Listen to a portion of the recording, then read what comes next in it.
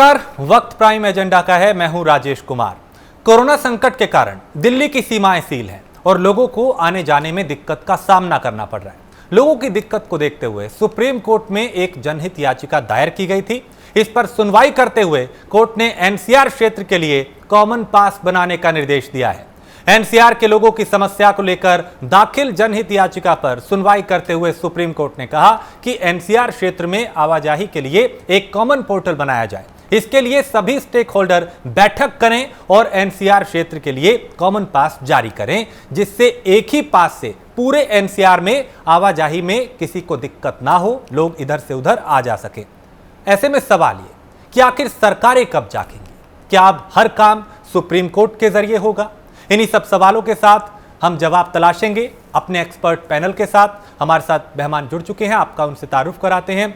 हमारे साथ राकेश कुमार हैं, वरिष्ठ पत्रकार, संजीव कौशिक है, राजनीतिक विश्लेषक हैं, और अश्वनी शाही भारतीय जनता पार्टी के प्रवक्ता हैं। इसके अलावा कांग्रेस से हमारे साथ विनोद सिंह इस वक्त जुड़ चुके हैं। आप तमाम मेहमानों का बहुत स्वागत है प्राइम न्यूज में, प्राइम एजेंडा में। और सबसे पहले अश्वनी शाही जी, सवाल आप ही से है कि अब हर काम देखा ये जा रहा है जो जनहित से जुड़े हुए हैं, चाहे मजदूरों को खाना खिलाना हो या उनको घरों तक पहुंचाना हो या उनसे किराया ना वसूलना हो, ये तमाम जो टिप्पणियां हैं अब वो सुप्रीम कोर्ट कर रहा है। अब एनसीआर में एक पास को लेकर भी ये टिप्पणी की गई। ऐसे में सवाल ये कि सरकारें क्या कर रही हैं? क्या ये काम इतना संभव था कि सुप्रीम कोर्ट को दखल देना पड़ा जनहित याचिका के माध्यम से?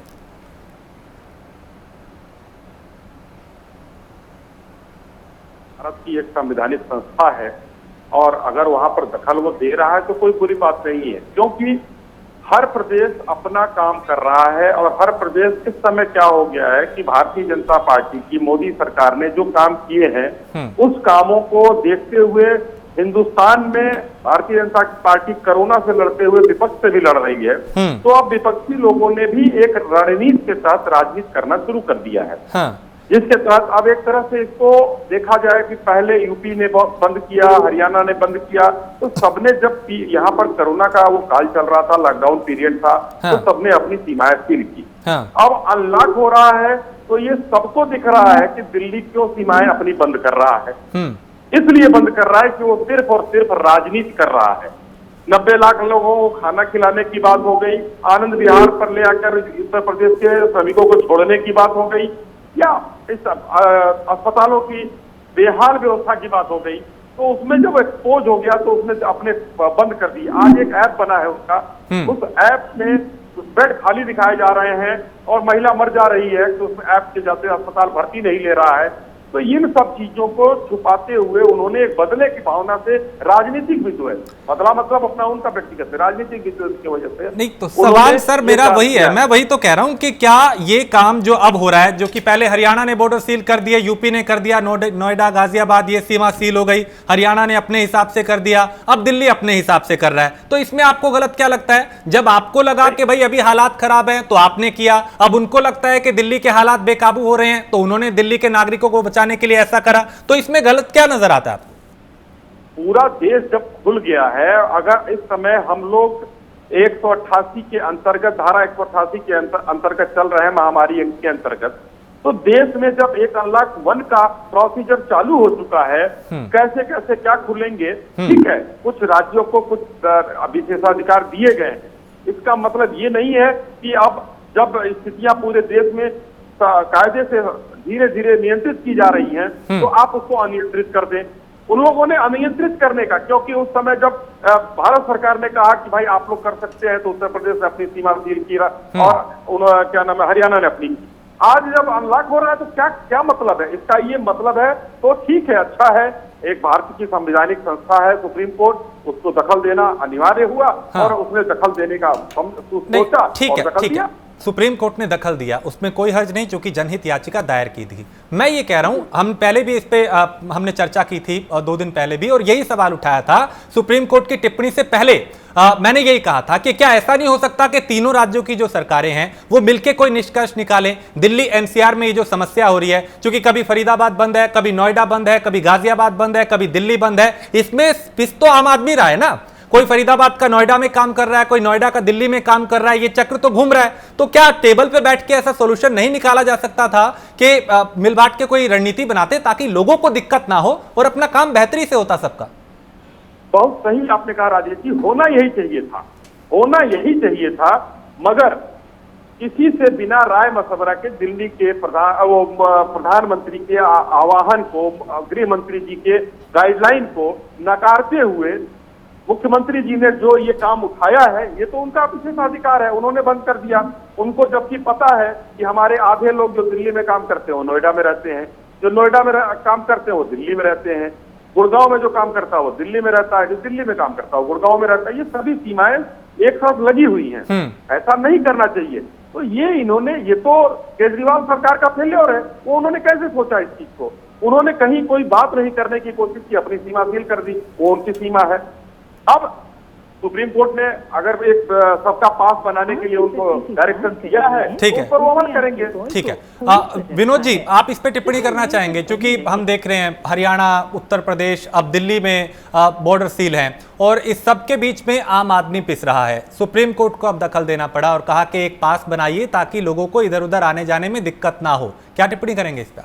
देखिए, एनसीआर के लोग, एनसीआर की आम जनता बड़ी दुखी है, बड़ी परेशान है और वो सोच रही है कि कैसी सरकार है, क्या नीतियां हैं और एनसीआर में जो सीमावर्ती राज्य हैं तीनों, इन सरकारों के बीच में समन्वय की स्थिति क्या है। तो देखिए, इतना घोर क्राइसिस है समन्वय का इस समय में, और इस सब में किस कौन रहा है? इस सब में किस रही है? आम जनता, जो दैनिक आने जाने, कहीं एक तरीके से तो अनलॉक डाउन हो गया, जो कहीं आने जाने के लिए स्वतंत्र है, लेकिन वहीं जब राज्यों की सीमा सील है और इस तरीके की क्रिया की बयानबाजी और राजनीतिक आरोप प्रत्यारोप में लोगों के दर्द और समस्याओं को जब नहीं सुना जाएगा तो इसी प्रकार की स्थिति होगी। आज एनसीआर के लोग सोच रहे हैं अगर कांग्रेस पार्टी वहां होती तो समन्वय के साथ, तालमेल के साथ लोगों के सहूलियत के लिए काम करती। ये सरकार कोरोना के नाम पर लोगों को किसी भी तरीके से टॉर्चर करने का काम कर रही है, उनके दैनिक समस्याओं को और बढ़ाने का काम कर रही है, कई गुना बढ़ा दे रही है। ये बड़े बड़े सीधे प्रश्न है। दिल्ली में सरकार भाजपा की, हरियाणा में सरकार भाजपा की, उत्तर प्रदेश में सरकार भाजपा की। नहीं, दिल्ली में आम आदमी पार्टी की है सर। नहीं, दिल्ली में केंद्र सरकार की बात कर रहा हूँ। दिल्ली की सरकार, इनके सहयोगी आम आदमी पार्टी की सरकार। समन्वय कहाँ है? आखिर ये प्रधानमंत्री मोदी जी दिल्ली के एनसीआर के लोगों को सहूलियत हो इसलिए वो मीटिंग क्यों नहीं बुला सकते जी? और इससे लाखों लोग प्रभावित हो रहे हैं, जद्दोजहद कर रहे हैं, तो इसकी जिम्मेदारी कौन लेगा? अश्विनी जी, सीधा सवाल है आप ही से सर। बिल्कुल, आप टिप्पणी करना चाहेंगे? वो यही कह रहे हैं कि वोट देते वक्त लोगों ने, जब लोकसभा चुनाव हुआ तो प्रधानमंत्री के नाम पे दिया, वो चाहे दिल्ली का हो, हरियाणा का हो या फिर उत्तर प्रदेश का हो, नरेंद्र मोदी के नाम पे वोट दिया था। तो आज क्या उनका ख्याल नहीं आता सर? आज क्यों इस नजरिए से देखा जाता है कि नहीं साहब, ये दिल्ली का है, ये यूपी का है, ये हरियाणा का है, हम तो अपने हिसाब से चलेंगे? राजेश जी, विनोद जी ने एक चीज कहा कि अगर कांग्रेस की सरकार होती तो ये नहीं होता। अगर जो नहीं है उसकी बात विनोद जी न करें, क्योंकि वहां पर केजरीवाल जी से सीधा इनका सवाल बनता है कि आखिर केजरीवाल जी ने क्यों इस तरीके का विशेषाधिकार अपना लगाया और पूरा देश खुलने के बाद इस केजरीवाल जी के कथनी और करने का फर्क आ गया कि मैं भारत की सरकार की प्रत्येक गाइडलाइन का पालन करता हूं। रोज कहते रहे वो कि मैं भारत सरकार की प्रत्येक गाइडलाइन का पालन करता हूं, तो क्यों नहीं उन्होंने ऐसा किया? ये तो आम आदमी पार्टी की सरकार से पूछने वाला सवाल है। भारतीय जनता पार्टी की जहां तक बात है, जिस प्रदेश की जो है, जब भारत सरकार ने खोला तो हम लोगों ने पूरा प्रदेश के सारे बॉर्डर खोल दिए और आज कहीं भी आना जाना हम लोगों ने भारतीय जनता पार्टी शासित राज्यों में कहीं नहीं रोक रखा है। ये तो केजरीवाल जी का यू टर्न पहले भी होता था, अभी भी हो रहा है। ठीक है, राकेश कुमार जी, लौटूंगा मैं आपके पास। राकेश जी, क्या अब हम इतने बेबस हो गए हैं कि जब लोगों को एक मुश्किल का वक्त है, एक संकट हमारे सामने है, जरूरत है एकजुट होने की, और क्या अब सुप्रीम कोर्ट के जरिए हर रास्ता निकलेगा? चाहे मजदूरों को घर पहुंचाना हो, उनसे निःशुल्क उनसे घर पहुंचाना, उनके खाने का बंदोबस्त करना हो, मतलब कई फैसले हमने देखे पिछले कई दिनों में सुप्रीम कोर्ट के जरिए निकल रहे हैं। तो फिर सरकारें चुनने का क्या फायदा? चुनाव होता है, लोग अपनी उम्मीदों के साथ चुनते हैं, क्या सरकारें अब जो है लोगों की उम्मीदों पर खरा नहीं उतर पा रही हैं? राजेश भाई, ऐसा है कि आप ये देखें कि किस तरीके से हर एक प्रदेश सरकार अपने हिसाब से अपने नियम लागू करती आई है। हाँ। जिस तरीके से उत्तर प्रदेश ने गाजियाबाद और नोएडा के बॉर्डर को सील किया था जी। उसके बाद हरियाणा की बात करें तो हरियाणा ने अपने बॉर्डरों को सील किया। हाँ, ये बात बिल्कुल ठीक है कि उस समय देश को अनलॉक 1 नहीं किया गया था, लेकिन अगर आज की करंट परिस्थिति की बात करें तो दिल्ली के अंदर जिस तरीके से निरंतर कोरोना वायरस के जो संक्रमण के प्रभाव है वो तेजी से बढ़ता जा रहा है, तो उसको देखते हुए दिल्ली सरकार के द्वारा इस तरीके का एक बॉर्डर सील करने का आदेश दिया गया। हाँ। लेकिन सुप्रीम कोर्ट के द्वारा जो संज्ञान लिया गया है ये बहुत महत्वपूर्ण टिप्पणी की, क्योंकि आप ये देखें कि दिल्ली और एनसीआर अगर हम कहें तो ये एक तरीके से एक ही सिक्के के दो पहलू हैं। जिस तरीके से एक जीवन के लिए रक्त प्रवाह चलता है उसी प्रकार जो दिल्ली के लोग हैं वो नोएडा या गुड़गांव में काम करते हैं और गुड़गांव और नोएडा के लोग दिल्ली में काम करते हैं। तो ये बिल्कुल ही अनुचित होगा कि हर राज्य एक व्यक्ति को अगर गुड़गांव में जाना है तो वो गुड़गांव के लिए अलग ई पास ले और दिल्ली के लिए अलग या नोएडा के लिए अलग। हाँ। तो सबसे पहले तो ये कि सुप्रीम कोर्ट ने जो संज्ञान लिया वो बहुत ही अच्छा, जिसमें कि ये निर्देश दिए गए हैं कि हाँ। एक हफ्ते बाद की जो हेयरिंग है उसमें एक रणनीति बनाकर तीनों सरकारें बैठकर बात करें और एक ई पास की एक ऐसी प्रक्रिया बनाई जाए जिसमें एक व्यक्ति एक ही पास लेके दिल्ली एनसीआर में घूम सके। अब बात आती है, अब सोचने का विषय ये है कि क्या दिल्ली के बॉर्डर सील होना अभी उचित है या नहीं। आप देखें, इसमें एक बहुत महत्वपूर्ण बात ये है कि आज जिस तरीके से दिल्ली के अंदर लगातार 1000 से ऊपर का आंकड़ा प्रतिदिन बढ़ना शुरू हो गया है जी। सबसे पहले लोगों के मन में भय है। हाँ। आप देखिए हरियाणा और उत्तर प्रदेश का आंकड़ा कम है। एक तो पहले ही लोग दिल्ली में आना नहीं चाहते और उसके बावजूद बॉर्डर भी सील है, तो इसके लिए प्रदेश सरकारों को, तीनों सरकारों को आपस में कोऑर्डिनेशन करना पड़ेगा। ये बात बिल्कुल ठीक है कि अगर दिल्ली के अंदर अनावश्यक लोगों का आना शुरू हो गया तो कहीं ना कहीं ये बीमारी दूसरे प्रदेशों में या दिल्ली में भी तेजी से फैल सकती है। हाँ। लेकिन एक बहुत बड़ा सोचने का विषय ये भी है कि जब उत्तर प्रदेश में नोएडा और गाजियाबाद का बॉर्डर सील किया गया जी, या हरियाणा के अंदर जो दिल्ली के कटे हुए बॉर्डर थे उनको सील किया गया, तब किसी के भी द्वारा सुप्रीम कोर्ट में किसी भी तरह की याचिका नहीं लगाई गई। लेकिन अगर आप दिल्ली की बारी आई तो जिस तरीके से दिल्ली सरकार ने बॉर्डर सील किया अनलॉक 1 में, तो सुप्रीम कोर्ट में मैटर गया, ये संज्ञान लिया गया। हाँ। तो आज जो ये तीनों स्टेट के दिल्ली एनसीआर के लिए एक पास की बात की जा रही है, ये बहुत पहले हो जाना चाहिए था। हाँ। लेकिन आप देखें कि चाहे वो प्रदेश सरकार हो चाहे वो केंद्र सरकार हो, दोनों ही सरकारों के लिए सुप्रीम कोर्ट ने बहुत महत्वपूर्ण भूमिका निभाई है। सरकारों को उनकी जिम्मेवारी की याद दिलाई है, चाहे वो माइग्रेंट लेबर प्रवासी मजदूरों का मुद्दा हो या ये सीमा विवाद हो। हाँ। मैं बस इसी बात के साथ जोड़ता हुआ मैं ये जरूर कहूंगा कि जो भी इस भारत का नागरिक है उसको पूरी तरीके से स्वतंत्रता होनी चाहिए कि अगर आवश्यक हो हाँ। तो वो किसी भी प्रदेश में जा सके। अनावश्यक यात्राओं को अभी हमें रोकना पड़ेगा, अन्यथा ये महामारी बहुत तेजी से फैल रही है और ये महामारी को रोकने के लिए हमारी सरकारों को भी आगे आना पड़ेगा और नियम को ऐसा बनाना पड़ेगा कि जो नीडी हो, जरूरतमंद हो, जो आवश्यक हो, उसको कोई बाधा ना आए। ठीक है। संजीव जी, आप कैसे देखते हैं, क्या अब ये ऐसा वक्त नहीं है कि चाहे सत्ता पक्ष हो विपक्ष हो वो एकजुट रहे और इस तरह के मतभेद ना हो कि साहब इस राज्य के बॉर्डर सील तो वहां के ये ठीक है, अपने राज्य को अपने हिसाब से आप लोग चलाएं ताकि कोरोना ना बढ़े, लेकिन क्या तालमेल बनाना जरूरी नहीं है कि दिल्ली से भी तालमेल हो, हरियाणा से भी तालमेल हो और इस तरीके की व्यवस्था की जाए कि लोगों को परेशानी ना हो? राजेश जी, एक बात तो तय है कि पिछले 2-2.5 महीनों में देश की जनता को हमारे देश के राजनेताओं ने फुटबॉल बना के छोड़ दिया है। वो कहीं के नहीं रहे हैं, इधर से उधर और उधर से इधर।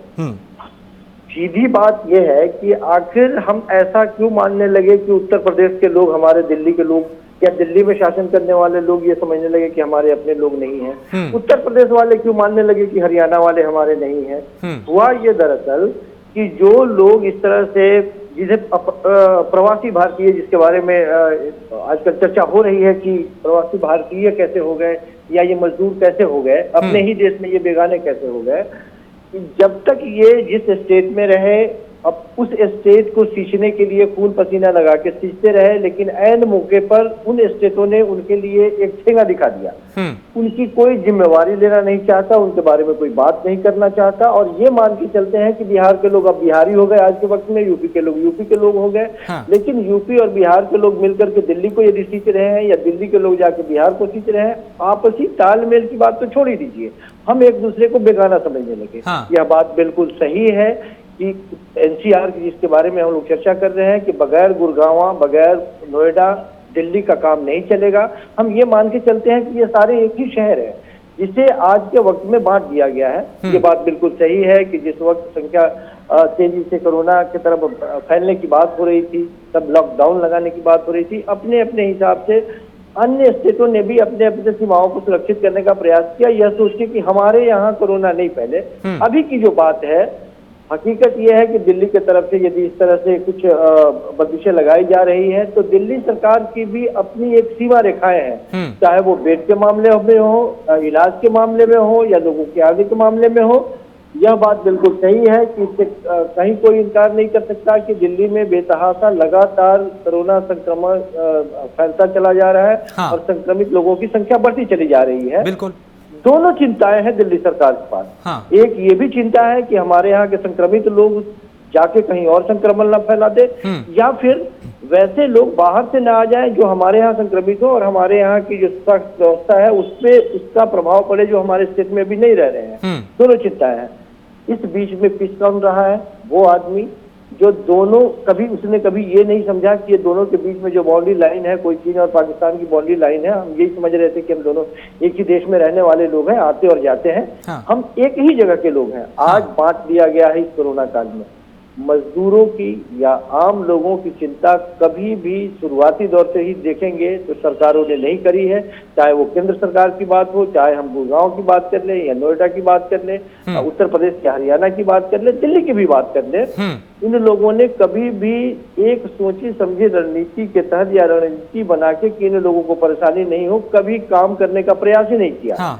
लॉकडाउन के शुरुआती दौर से यदि आप इस पे गौर करेंगे तो आप देखेंगे कि जिस तरह से केंद्र सरकार ने लॉकडाउन किया, हकीकत ये है कि उसी समय से अफरा तफरी का जो माहौल बना, आज तक अफरा तफरी का माहौल चलता चला आ रहा है। और मजबूर जनता, जब 1000 लोग संक्रमित थे तब भी वो ताली बजा के खुश थे कि सरकार ने इस पे काबू पा ली, जब 10,000 थे तब भी ताली बजा के खुश थे, और आज लगातार बढ़ती चली जा रही है, फिर भी अलग तरह के खुश हैं कि नहीं अब धीरे धीरे हम बाहर की तरफ निकल रहे हैं। जबकि स्थिति लगातार दिक्कत होती चली जा रही है, बिल्कुल। और इसमें आपसी मतभेद भूल के जरूरी है कि आगे बढ़ा जाए, टेबल पे बात हो और कोई रास्ता निकले। अश्विनी जी, अब हम उम्मीद करें कि कोई आगे रास्ता निकलेगा, क्योंकि अब सुप्रीम कोर्ट कह रहा है कि साहब एक ही पास बनाइए दिल्ली एनसीआर के लिए, तो हम ये उम्मीद करें कि जल्द ही अब टेबल पे बैठेंगे तीनों सरकारों के जो प्रतिनिधि हैं और वो कोई रास्ता नया निकालेंगे।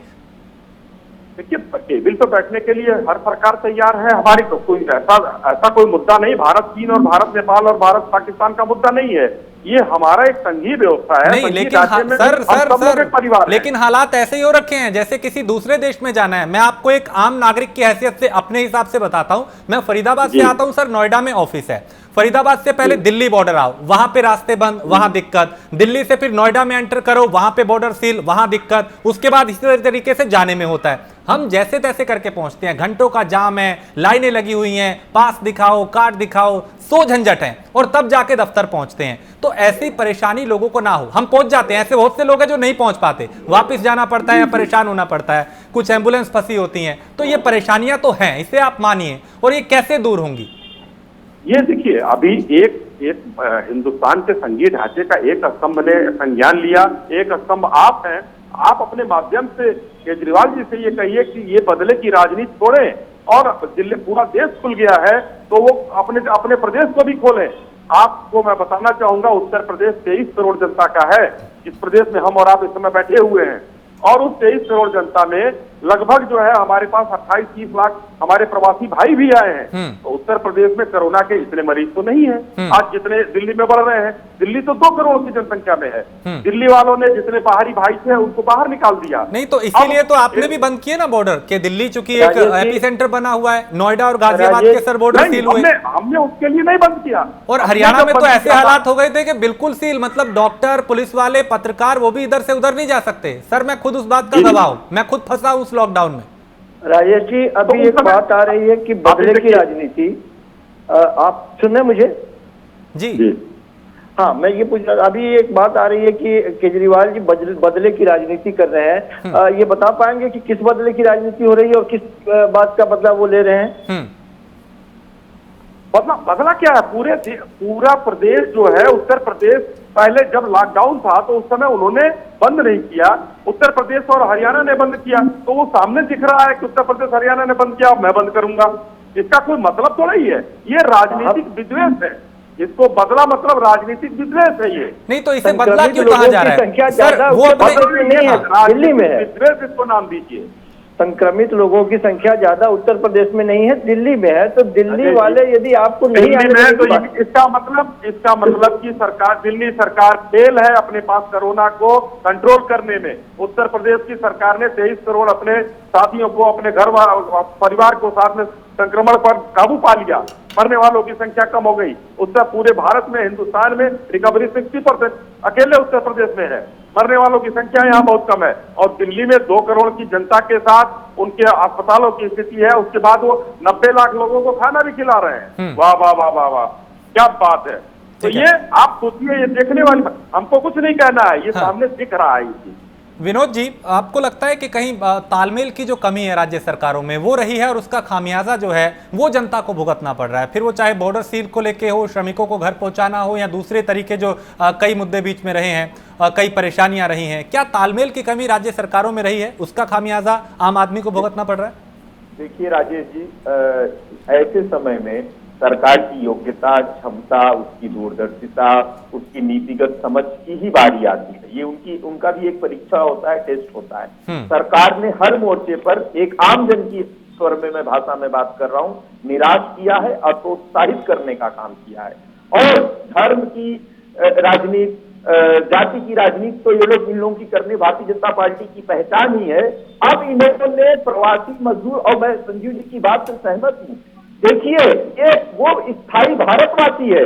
कोई देश में उत्तर प्रदेश वाला, बिहार वाला, हरियाणा वाला नहीं है, वो स्थायी भारतवासी है। तो उसको ये सरकार ने इसीलिए उनको 2 दर्जे का नागरिक होने पर और सौतेला व्यवहार करने के लिए विवश किया। जो अफरा तफरी मची, सड़कों पर ये हाल रहा, उनका कोई संरक्षक नहीं हुआ। और सरकार अपनी नाकामी, बेशर्मी को छुपाने का काम एक राजनीतिक शो के माध्यम से कर रही है। ये गलत है। कहीं के बॉर्डर सील हुए, प्राथमिक जिम्मेदारी प्रधानमंत्री जी की थी। प्रधानमंत्री जी की अगुवाई में पूरा देश उनके साथ खड़ा था। हमें हासिल क्या हुआ? आज सुप्रीम कोर्ट को हस्तक्षेप करना पड़ता है, सुप्रीम कोर्ट को समीक्षा करनी पड़ती है। सुप्रीम कोर्ट के पास वो संवैधानिक अधिकार है कि वो समीक्षा कर सकती है, लेकिन आम जन की जो पीड़ा है, जो उनकी समस्याएं है, उसकी समीक्षा कौन करेगा? सरकार तो कान में रुई डाल के सो रही है, वो तो पोहा, इडली और आम खाने में बैठी। विनोद जी, सरकार का जितना बढ़िया काम कर रहा है, कोई चीज में काम नहीं किया है, और आज आप अच्छे जगह पे खड़े हैं। सरकार की जरूरत है, सरकार कहीं नहीं है। सरकार केवल लड़ाने के लिए, सरकार केवल दूरियां पैदा करने के लिए, सरकार केवल आम लोगों को उनके हाथ में छोड़ देने के लिए, विवश करने के लिए, हौसले दबाने के लिए सरकार है। ऐसी विनोद जी, आज एक बात आपको मैं बताना चाहूंगा, आज सरकार की बेहतर व्यवस्था नहीं समझ रहे हैं। ये अभी भी राजनीतिक बयानबाजी में, ये चुनावी मंच का भाषण नहीं है। ये लोगों की पीड़ाओं को समझिए, उनकी समस्याओं को समझिए। विनोद जी, मैं आपको बताना चाहूंगा कि भारत सरकार की अच्छी नीतियों के कारण आप और हम आज इस मुहाने पर खड़े हैं कि हम और आप बेहतर हैं। आज इनकी बता देना चाहता हूँ आपको मैं। विनोद जी लगातार कर रहे हैं। विनोद जी सुनिए जरा, विनोद जी आज हिंदुस्तान के मुखिया के अच्छी नीतियों के कारण ही हम और आप आज एक ऐसे मुहाने पर खड़े हैं कि हम और बहुत साफ सुथरे बचे हुए हैं। देखिए देशों को, अन्य देशों को देखिए, लॉकडाउन सही टाइम पर नहीं किया, उधर उसको आवश्यकता थी मदद की, तो आपने कहा उत्तर प्रदेश की सरकार की जिम्मेदारी है, आपकी जिम्मेदारी बिहार सरकार की है, आपकी जिम्मेदारी हरियाणा सरकार की है। सरकार नाम की चीज, जो सरकार का एक बल मिलता है, एक विश्वास होता है, वो आपने निराश किया है, हतोत्साहित किया है। ये आरोप लगता है और ये आरोप बनाया है कांग्रेस से हर चीज का विरोध करना कांग्रेस का काम है। मुद्दे पर सीधा स्पष्ट जवाब आपके पास नहीं है, क्योंकि आपने किया ही नहीं है। विनोद जी सुने तो मैं बताऊं आपको, आप कांग्रेस ने सिर्फ और सिर्फ राजनीति करने का काम किया है, आरोप से लेकर टेस्टिंग तक सवाल उठाने का काम किया है। सिर्फ और सिर्फ आप सवाल उठा रहे हैं और कुछ नहीं कर रहे हैं। राजेश जी, मैं आपके माध्यम से इनको बताना चाहूंगा कि कांग्रेस के लोग सिर्फ और सिर्फ सरकार के अच्छे कामों में रोड़ा अटकाना की हमारी नहीं सुनी जा रही। लोगों के साथ है, देश की समस्याओं के साथ है, देश के लोगों के साथ है। आपकी मनमर्जी से जो आप फैसले ले रहे हैं, जो देश को डैमेज करने का काम कर रहे हैं, देश के लोगों को हतोत्साहित करने का काम कर रहे हैं, देश की आशा और विश्वास के साथ खेलने का काम कर रही है आपकी सरकार। हम उस पर सवाल कर रहे हैं। ये सवाल राजनीतिक नहीं है, सैद्धांतिक है, मानवता का सवाल है, राकेश जी, जीवन स्तर को सुधारने का सवाल है। राकेश जी, जी बताइए। वक्त ऐसा कि एक मुश्किल है हर किसी के लिए, हर राज्य के लिए, हर इंसान के लिए, देश के लिए, दुनिया के लिए। जरूरत है एकजुट होकर रास्ते निकालने की। लेकिन जब क्या बॉर्डर सील पे सियासत करना जायज है? क्या ये आरोप प्रत्यारोप क्या यूं ही चलता रहेगा?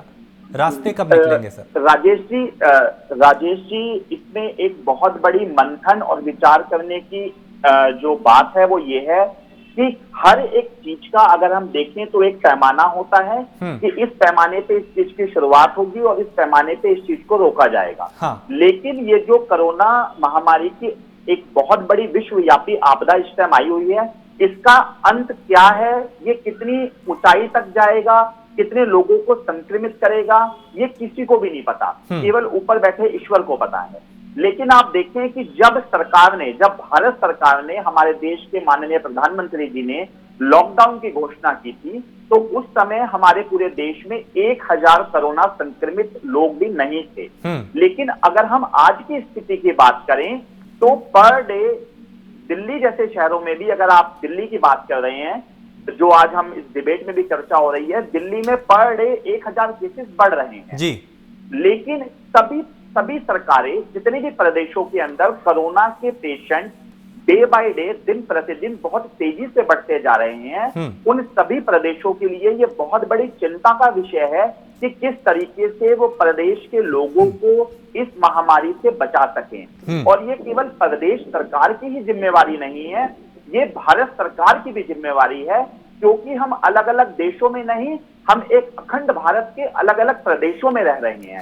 सबसे पहले मेरा जो अपना व्यक्तिगत जो मानना है, मैं स्पष्ट तौर पे कहता हूं कि हर एक हिंदुस्तान के नागरिक को, चाहे वो किसी भी प्रदेश से संबंधित रखता हो, उसे किसी भी प्रदेश में जाने की छूट होनी चाहिए।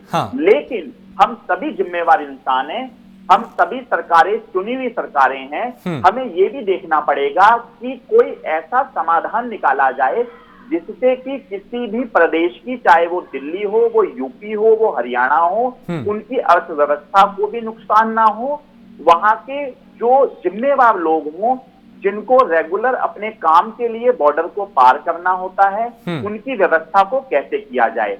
और इसको भारत सरकार को भी, मैं तो ये भी कहना चाहूंगा कि केवल दिल्ली सरकार को नहीं, भारत सरकार को भी इस बात में संज्ञान लेना चाहिए कि जिस तरीके से दिल्ली देश की कैपिटल है, देश की राजधानी है, हर एक जगह से, चाहे वो कन्याकुमारी हो, चाहे वो बिहार हो, चाहे वो झारखंड हो, चाहे वो मध्य प्रदेश हो, पूरे हिंदुस्तान के कोने कोने से लोग दिल्ली में आके बसे हुए हैं, वो दिल्ली में रहते हैं।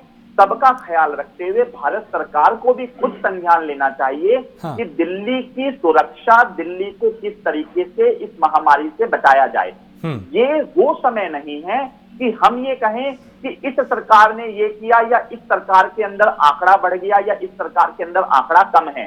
हमें केवल ये मानना पड़ेगा कि भारत के अंदर इतना आंकड़ा है, इस आंकड़े को कम कैसे किया जाए। क्योंकि आप देखें जो हमारा मुद्दा है बॉर्डर सील करने का, मेरा मानना यह है कि अगर आप यूपी में रहते हैं और मैं अगर गुड़गांव में रहता हूं और शायद हमें कुछ काम नहीं होगा तो हम दिल्ली वैसे भी नहीं आना चाहेंगे, लेकिन एक प्रक्रिया को सरल बनाने की बात, जैसा कि सुप्रीम कोर्ट ने हमारे देश के उच्चतम न्यायालय ने कहा, उन्होंने कहा कि जिनको रेगुलर आना जाना है उनके लिए एक ई पास हो जो पूरे दिल्ली एनसीआर में लागू हो, क्योंकि एनसीआर एक दिल्ली के अंदर इस तरह से कनेक्टेड एरिया है कि लोग बहुत हैं। ऐसा नहीं है कि कोई लखनऊ से या इलाहाबाद से भी दिल्ली आ जाए और हरियाणा के किसी दूर दराज से भी दिल्ली आए। उन्होंने एनसीआर को स्पेसिफाइड किया है और ये जनहित याचिका से हुआ। मेरा मानना ये है कि चाहे वो दिल्ली सरकार हो, हरियाणा सरकार हो और वो उत्तर प्रदेश सरकार हो, इन तीनों के प्रतिनिधियों को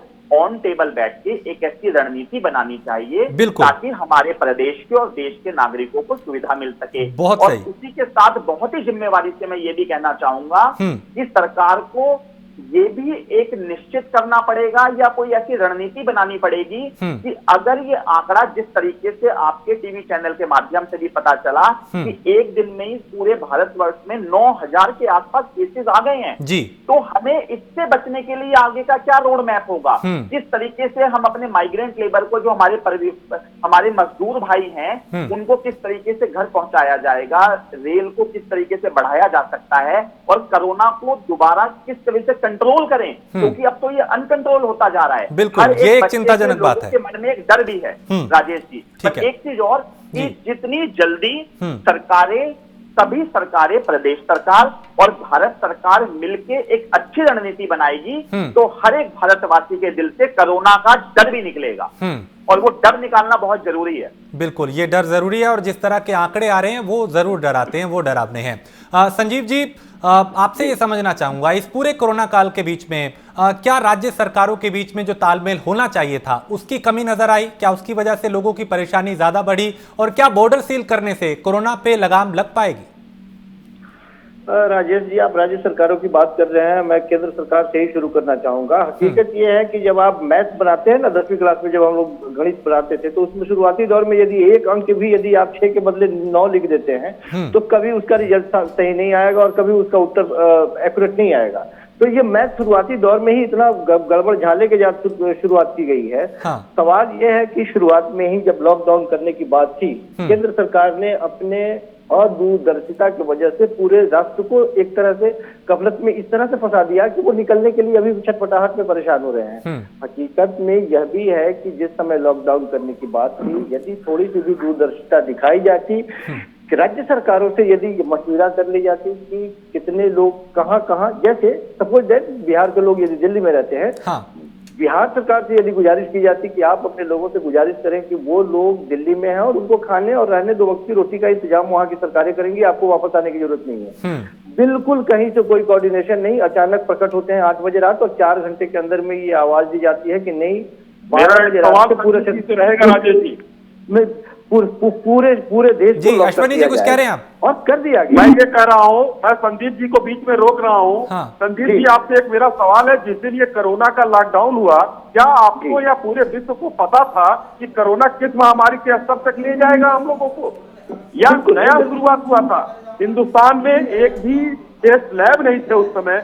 हिंदुस्तान में हम जो है मरीजों का आंकड़ा बहुत कम था और पूरा WHO से लेकर पूरा विश्व हमारी सराहना कर रहा है कि बहुत सही समय पर लॉकडाउन किया गया, और आप हमको कह रहे हैं कि दूरदर्शिता कह रहे हैं। आप सुन तो नहीं, दरअसल बात इतनी सी होती, जितना आप समझा रहे हैं बात इतनी सी होती। आप हमें ये बताएं कि भारत के इतिहास में पहली बार ऐसा हुआ कि मजदूर घरों से निकलते दौड़ने लगे, दौड़ते मर गए, ट्रेन के नीचे कटने लगे मजदूर।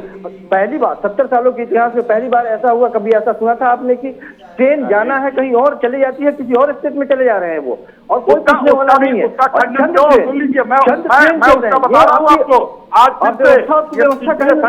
संदीप जी, उसका जवाब ले लीजिए मेरे से।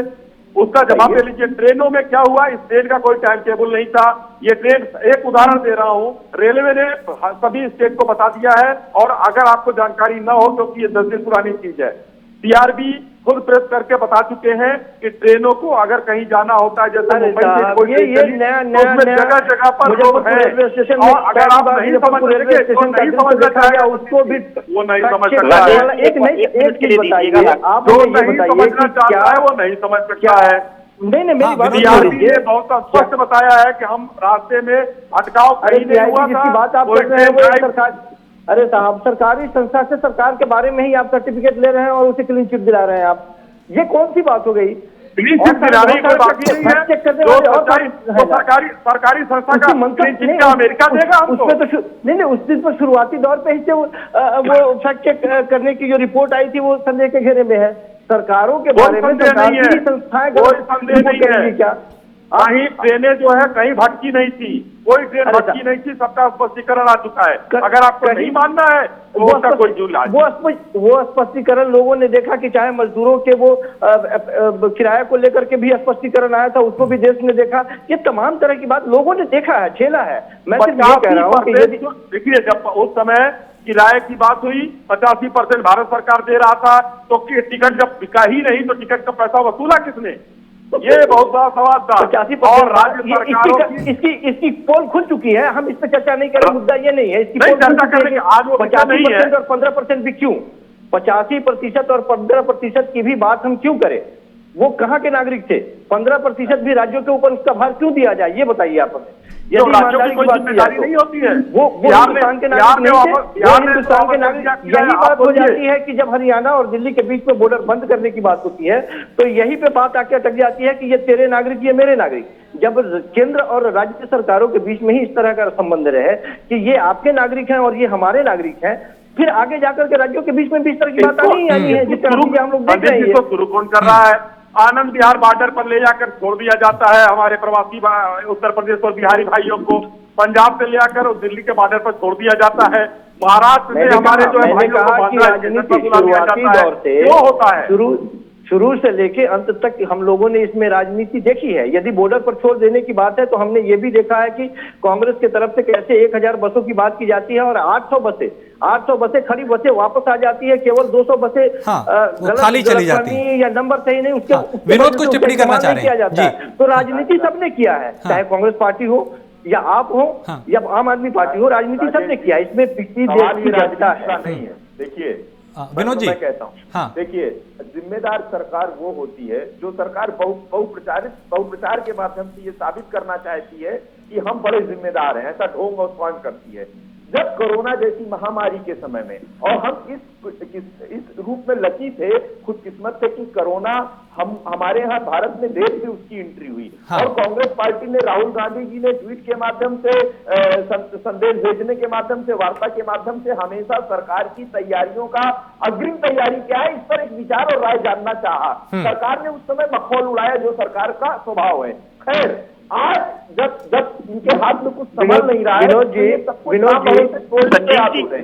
मैं आपके साथ एक फैक्ट मैं बता दूं आपको, एक बात और जोड़ना चाहूंगा जी विनोद जी, एक फैक्ट मैं बता दूं आपको कि ये जितने भी कोरोना जिन महानगरों की या बड़े शहरों की बात हो रही है, जहां सबसे ज्यादा मात्रा में, चाहे वो महाराष्ट्र हो या दिल्ली हो या अन्य शहरों की बात हो रही है, जहां सबसे तकरीबन 80% के आसपास में यहीं से कोरोना संक्रमित लोग हैं, इन जगहों की स्थिति यह है कि ये अंतर्राष्ट्रीय हवाई अड्डों के वजह से यहाँ सबसे ज्यादा संक्रमित बाहर से लोग आए हैं और उसके वजह से यहाँ सबसे ज्यादा फैला है। इसके बारे में तो कोई चर्चा नहीं करता।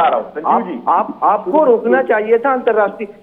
ये बीमारी ऐसी थी, ये महामारी ऐसी थी जो बस पे चढ़ के नहीं आई, बस से ये जो साइकिल पे नहीं आई, ये ट्रेन में नहीं आई, ये हवाई जहाज पे आई था। लखनऊ इंटरनेशनल एयरपोर्ट नहीं था क्या? देखिए, लखनऊ में क्यों नहीं आई थी बात? आपको पता है कि हमारे राजेश जी, भाजपा के दो मुख्य 2020 के एजेंडा थे, एक नमस्ते ट्रंप, दूसरा मध्य प्रदेश में खरीद फरोख्त की सरकार बनाना। वो कोरोना आए गए उससे देशवासी पूछेंगे। ये अपने पूरा करने में इन्होंने देश के लोगों के साथ खिलवाड़ करने का काम किया है। और प्रॉपर चेकिंग नहीं हुई एयरपोर्ट पे, एयरपोर्ट पर प्रॉपर चेकिंग क्यों नहीं हुई? एक राष्ट्रीय चैनल की स्टिक भी था, उसने जब जागरूकता फैलाई और सरकार ने सवाल किया तो उसको दबाने का काम किया सरकार ने। तो देखिए ये लोगों के स्वास्थ्य के साथ, लोगों के भविष्य के साथ, लोगों की भावनाओं के साथ ये सरकार लगातार खिलवाड़ कर रही है। लेकिन इस कोरोना के समय में इस सरकार से ऐसी उम्मीद किसी को नहीं थी। उस पर भी उन्होंने जोर नहीं रहा। और उसके बाद कहते क्या है, किसी रेलवे अधिकारी का बयान, अरे जिस मजदूर को दिल्ली से चढ़ा गोरखपुर उतरना है उसको आप 800 किलोमीटर दूर उड़ीसा में उतार रहे हैं और कह रहे हैं ये महज रूट डाइवर्जन नहीं रहे हैं विनोद जी। आप 800 किलोमीटर दूर उसको लेके जा रहे हैं, उसको न पानी की व्यवस्था न खाने की व्यवस्था, और आप आपके मंत्री कहते हैं कि वो चोर डकैत की तरह हाईवे पे भाग रहे हैं। ये आपकी संवेदनशीलता है? उत्तर प्रदेश के ही मंत्री ने कहा है कि चोर और डकैत की तरह भाग रहे हैं वो लोग, ऐसा नहीं करना चाहिए। ये देश के लोगों के साथ खिलवाड़ हो रहा है। उत्तर प्रदेश ने तो जो किया वो किसी ने नहीं किया। महाराष्ट्र से पूछिए जहां आपकी सरकार है, सवाल काम करके गिनाने का सवाल कितना वहां पर ध्यान दे दिया गया। ठीक है सर मेरे तेरे में ना इस डिबेट को बांटिए। अश्विनी जी, बहुत गंभीर मामला है और अब चूंकि अनलॉक की तरफ देश आगे बढ़ रहा है, चीजें खुली हैं, लोग घरों से बाहर निकल रहे हैं, इंडस्ट्री खुली है, दुकानें खुली हैं, बाजार खुले हैं और मामले भी अब रोजाना 8,000 से ऊपर आ रहे हैं। इस अनलॉक 1 की अगर हम बात करें और ये संख्या बढ़ रही है, अब 9,000 भी आए पिछले 24 घंटों में। भगवान ना करे आगे ये संख्या बढ़े, लेकिन संभावना है कि बढ़ेगी जिस तरीके के हालात हैं। तो इसे रोकने के लिए सरकार की कोई रणनीति है कि किस तरीके से कम इसे फैलने और बढ़ने से रोका जा सके, साथ साथ अर्थव्यवस्था को भी पटरी पे लाया जा सके? इन दोनों में तालमेल बिठाना एक बड़ी चुनौती है। राजेश जी देखिए, बहुत गंभीरता से मैं इस बात का जवाब देना चाहूंगा कि आज हिंदुस्तान में जो भी मामले बढ़ रहे हैं, आप उनका बढ़ने का रेशियो देखिए, 8,000 9,000 आ रहे हैं, वो टेस्ट ज्यादा हो रहे हैं, तो उससे आधे से ऊपर टिक भी हो रहे हैं। हाँ। अब ये दोनों तरफ देखा जाए, मृत्यु का रेशियो हमारा 3 से ऊपर था, अब 3 से नीचे आ चुका है। ठीक है, ये भी एक बहुत मार्के वाली चीज है कि इस समय हिंदुस्तान ठीक कर ले जा रहा है सबको। और गुजरात में 66%, यूपी में 60%, पूरे देश में ओवरऑल 50% से ऊपर लगभग हम ठीक हो रहे हैं। अर्थव्यवस्था के लिए जो भी कल कारखाने थे उसमें खोलने का काम किया जा रहा है। धीरे धीरे एमएसएमई के थ्रू जो भी एमएसएमई है उसको खोला जा रहा है, उसको लोन टॉपअप किया जा रहा है। सारे श्रमिकों को जो श्रमिक नहीं है, कुछ अब जैसे सरकार की व्यवस्थाओं से जो या प्रदेशों की व्यवस्थाओं से जो हमारे श्रमिक यहाँ आ चुके थे, अब धीरे धीरे कुछ उसमें से, सारे नहीं, कुछ उसमें से फिर से वापस भी जाने लगे हैं। कुछ जो बड़े कल कारखाने हैं वो लोग उनको वापस भी बुला रहे हैं, कुछ सरकार के माध्यम से बुला रहे हैं, कुछ अपने लोग ले जा रहे हैं। तो धीरे धीरे देश सामान्य की ओर बढ़ रहा है। और सरकारें बहुत पैनी नजर रखे हुई हैं कि किस तरीके से, कहाँ हम किस तरीके से अपनी अर्थव्यवस्था को बेहतर करें, निवेश लाएं, कहाँ हम अब प्रदेशों में उनको कैसे समायोजित करें। जो हमारे श्रमिक भाई आए हैं, चाहे वो जनधन योजना हो या उनको कहीं रोजगार और स्वयं सहायता समूह की बात हो या जैसे भी हो, उनको रोजगार देने की काम भारत सरकार और उत्तर प्रदेश सरकार कर रही है। शॉर्ट में टिप्पणी, फिर मैं राकेश जी के पास जाऊंगा। संजीव से आपके दर्शकों को करना चाहता हूँ शाही जी के माध्यम से कि देखिए, ये लोगों की जरूरतों को, प्रदेशों की बॉर्डर को और लोगों की आवश्यकताओं को सील करने का समय नहीं है। हील करने की कोशिश करिए, हील की नीति अपनाइए, सहयोग की नीति अपनाइए, कर्ज की नीति पर मत चलिए, फर्ज की नीति पर आइए। और देश को आपने बहुत खिलवाड़ किया, देश के साथ, देश के लोगों के साथ, अब कम से कम सुधर जाइए और मानो कि राजेश जी के माध्यम से आप सील और बांटने की राजनीति मत करिए, नफरत की राजनीति मत करिए, अपमानित करने की राजनीति मत करिए, सहयोग करने का काम करिए। आपका नैतिक कर्तव्य है, संवैधानिक कर्तव्य है, आपका दायित्व है वो। आप कोई एहसान नहीं करेंगे, आप उसको गाल मत बजाइए, ढिढोरा मत पीजिए, आप चुपचाप काम करिए और चुपचाप काम करेंगे तब उनकी स्थितियां बदलेंगी। आप काम नहीं कर रहे हैं, आप केवल बेकार की बात कर रहे हैं, लोगों को सील करने का काम कर रहे हैं, लोगों को सरकार काम नहीं कर रहे। विनोद जी, कहाँ हैं आप लोग? ये सरकार काम कर रही है, बहुत अच्छे तरीके से काम कर रही है। आप एकदम मुगालते में न रहिए, पूरा विश्व इसका लोहा मान रहा है कि आप काम कर रहे हैं। और कांग्रेस सिर्फ और सिर्फ विरोध की राजनीति कर रही है, नकारात्मकता फैला रही है। ये चिंता की बात अपने अपने पूर्व अध्यक्ष को समझाइए, उनके प्रदेश में उनके निर्वाचन क्षेत्र के बगल में पत्नी मर रही है, उनका संज्ञान ले वो। नहीं अश्वनी जी, अगर कोई अच्छा सुझाव विपक्ष आपको देता है तो इसे लेने में क्या हर्ज है सर? अगर देश जिम्मेदार, विपक्ष की भूमिका भी बहुत अहम होती है लोकतंत्र में। अगर कोई सुझाव दे रहा है या कुछ कहना चाह रहा है जी। राजेश जी, माननीय प्रधानमंत्री जी ने देश के सारे विपक्षी नेताओं से बात की, देश के सारे मुख्यमंत्रियों से, पूरे देश में तो भारतीय जनता पार्टी की सत्ता है नहीं, सारे विपक्षी भी है, उन लोगों से सबसे बात हुई। अश्विनी जी कब बात की? सबसे बात, लॉकडाउन से पहले बात करते हुए उन्होंने बात कर ली, आम खा रहे थे, पोहा खा रहे थे, जब सारी स्थिति खराब हो चुकी थी उसके बाद में बात करी। कब बात नहीं की? वो बात नहीं होता है। जब भी उनको कोई काम करना हुआ तो उन्होंने विपक्षी नेताओं से बात की, यहाँ तक ग्राम प्रधानों से बात किया, सारे मुख्यमंत्रियों से बात किया। जो क्या बात करते हैं आप लोग की बात नहीं किया? अरे कब बात की आप हमें बताइए तो मैं डेट बताता हूँ कब बात की और कितने मुख्यमंत्रियों से बात हुई और कितने मुख्यमंत्री मुंह देख के रह गए। हम ये कह रहे हैं कि देखिए, यदि ईमानदारी पूर्वक यदि बात की जाती, यदि ईमानदारी पूर्वक एक दूसरे की बात सुनी जाती और की जाती तो ये नौबत ही नहीं आती। हाँ, क्योंकि बहुत वक्त पहले ऐसे कई नेता हैं जिन्होंने सवाल उठाए थे।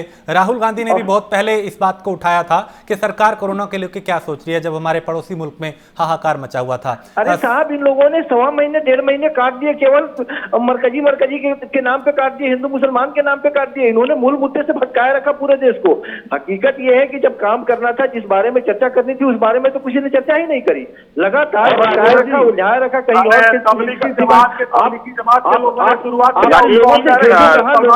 लोगों ने समझाते हैं। आप कहते हैं कि मजदूरों ने इतना बड़ा त्याग किया है। त्याग नहीं किया आपने, उनको झोंक दिया, भट्टी में झोंक दिया उनको। सड़कों पे वो बेतहाशा भागते चले जा रहे थे। उनको यदि आज मजदूरों के वापस होने की बात यदि हो रही है, आप हमें बताइए कि यदि नीति सही रहती। पंजाब के मुख्यमंत्री से ये सवाल पूछिए, सुनिए तो सही, सुनिए तो सही। आज जो मजदूर बेतहाशा अपने गाँव की तरफ कदम बढ़ा चुके थे, वो गाँव पहुंच गए, पुनः वापस लाने की बात हो रही है। कहीं ना कहीं वो टूट के गए हैं, वो वापस लौटने से पहले 1000 मरतबा सोचेंगे। वो टूट के गए हैं सर, सोचना चाहिए था ना। हाँ, मैंने उन मजदूरों को जाते हुए उनसे बातें की हैं, वो सर उनका दिल बहुत टूटा है। वो वापस आने में 1000 मरतबा सोचेंगे वापस आने से पहले। एकदम सही कह रहे हैं आप राजेश जी, अगर बारे में तो कभी चर्चा ही नहीं हुई, की स्थिति नहीं होती। ये बात सही है। एक राष्ट्रीय नीति बन जाती, स्पष्ट नीति बन जाती तो उसमें किसी को कोई आपत्ति नहीं होती। और स्पष्ट नीति के माध्यम से, स्थायी राष्ट्रीय नीति के माध्यम से ही ऐसे कंफ्यूजन को दूर किया जा सकता था। ऐसे कोई नीति ही नहीं थी, ये बड़ी बुनियादी स्पष्ट की बात, कोई दिशा नहीं, कोई नीति नहीं स्पष्ट रूप से। अरे इसी नीति पर अगर आप महाराष्ट्र के मुख्यमंत्री और पंजाब के मुख्यमंत्री से और राजस्थान के मुख्यमंत्री से लेते तो राष्ट्रीय नीति की बात कर लेते, वो लोग मजदूरों को अपने यहाँ रख नहीं पाए, खिला नहीं पाए, इसलिए बेचारे हमारे सभी भाई पैदल आने के लिए मजबूर हो गए। मतलब भारत सरकार ने ट्रेनों की व्यवस्था की, उन लोगों को रोकना चाहिए था। खाना नहीं खिला पाया, पंजाब खाना नहीं खिला पाया, हमारे मजदूर उत्तर प्रदेश जब चाहे ताला मार दे, जब चाहे ताला खोल दे। बाकी स्टेट गवर्नमेंट अपनी अपनी जिम्मेवारी निभाती है। पार्टियों के फुटबॉल मैच का बात नहीं है ये, लोगों कोई फुटबॉल मैच नहीं है। जो समय है वो केवल ये नहीं है कि आज भी हम पुरानी लोगों की सेवा करने का सरकारों की या सरकारों की कमियों के बारे में मैं स्पष्ट तौर पे ये कहूंगा कि आज वो समय नहीं है कि किस सरकार ने किस तरीके से काम किया। ठीक, मैं ये कहना चाहूंगा कि जब भी कोई हम ऐसी आपदा से लड़ते हैं जो कि दिख नहीं रही है,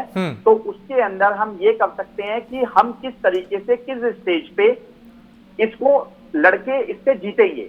आप देखिए, जब लॉकडाउन 1 हुआ 21 दिन का, तो सरकार को, चाहे वो प्रदेश सरकार हो चाहे वो भारत सरकार हो, हर सरकार को ये आभास हो चुका था, इंटीमेशन था कि लॉकडाउन 2 होगा। लेकिन लॉकडाउन 1 के अंदर सभी मजदूर भाई अपने अपने घरों में बैठे थे, लेकिन उनको कोई ऐसा आश्वासन नहीं दिया गया, चाहे वो प्रदेश सरकार हो या भारत सरकार हो, कि लॉकडाउन 2 अगर लॉकडाउन 2 बढ़ा तो आपको घर भेजने की व्यवस्था की जाएगी। लेकिन अचानक से लॉकडाउन 2 किया गया, जिसके बाद मजदूर भाइयों में एक डर बना कि अगर लॉकडाउन 3 भी हो गया तो हम कैसे घर पहुंचेंगे। और हुआ भी ऐसा ही कि लॉकडाउन 3 की घोषणा हो गई, लेकिन मजदूर भाइयों के लिए या जो निम्न वर्ग के हमारे भाई बहन हमारे देश में रहते हैं, उनके लिए कोई स्पष्ट कोई रोड मैप नहीं था।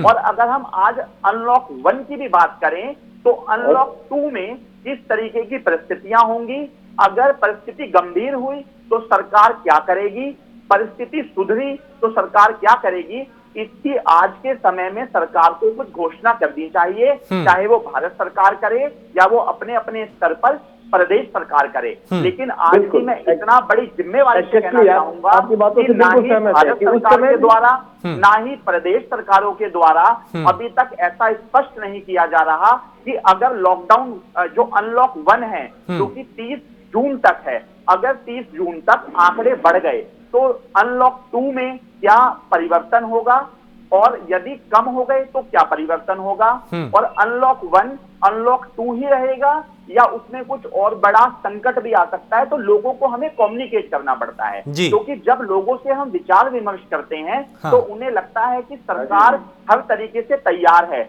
आज लोगों में एक डर का एक माहौल सा बन गया है। उन्हें यह डर है कि 30 जून के बाद क्या होगा, 30 जून को ही पता चलेगा कि आगे जुलाई में क्या होने वाला है। तो सरकार को एक ऐसा रोड मैप बनाना चाहिए, चाहे वो प्रदेश सरकारें हो सभी प्रदेशों की या भारत सरकार हो, एक आपस में कम्युनिकेट करें, एक रोड मैप बनाएं और सभी प्रदेश सरकारें अपने अपने प्रदेश में रहने वाले लोगों तक उस बात को पहुंचाएं। ठीक है Ashwini ji, final comment sir आपसे। अब आने वाले वक्त में चूंकि अब सुप्रीम कोर्ट ने जो कहा है उस पर कितनी जल्दी अमल होगा और हम कितनी जल्दी ये देख पाएंगे कि लोगों को राहत पहुंचाने के लिए वाकई अब सरकारें मिलकर काम कर रही हैं और ये मजबूरी में काम ना हो बल्कि जरूरी काम हो, यानी जरूरत के हिसाब से काम हो, तब ज्यादा अच्छा लगेगा। कब तक हम उम्मीद करें कि बेहतर काम होगा और लोगों की सहूलियत के लिए हमारी सरकारें जिन्हें हमने चुना है वो काम करेंगी?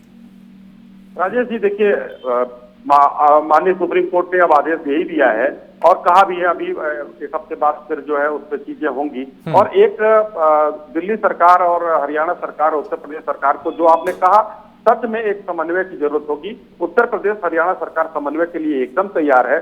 दिल्ली सरकार की अपनी कुछ मजबूरी हो सकती है जिसकी वजह से वो इस तरीके का लॉकडाउन कर रहे हैं, चाहे वो राजनीतिक मजबूरी हो या कोई तथ्यों को छुपाने की मजबूरी हो, जो भी हो वो मैं उसमें नहीं जाऊंगा, हो सकता है। लेकिन अब एक संवैधानिक और सर्वोच्च संस्था की बात आ गई है तो उसकी बात को माननीय मुख्यमंत्री जी को मानना ही पड़ेगा। और देश अभी भी मैं अभी कहना चाहूंगा कि एक अनलॉक 1 हो या लॉकडाउन जितने हुए वो हो, सारे लॉकडाउन और अनलॉक सारा एक गाइडलाइन पर चल रहा है। सरकार रोड मैप बनाकर चल रही है। सरकारों को देश भी बचाना है, अर्थव्यवस्था भी बचानी है और जनता को भी बचाना है। तो सभी मोर्चे पर खड़े होकर यानी इसी पे सोचा जा रहा है और आगे बढ़ेगा। विनोद जी आप कुछ टिप्पणी करना चाह रहे हैं? सर बहुत शॉर्ट में, वक्त की कमी है।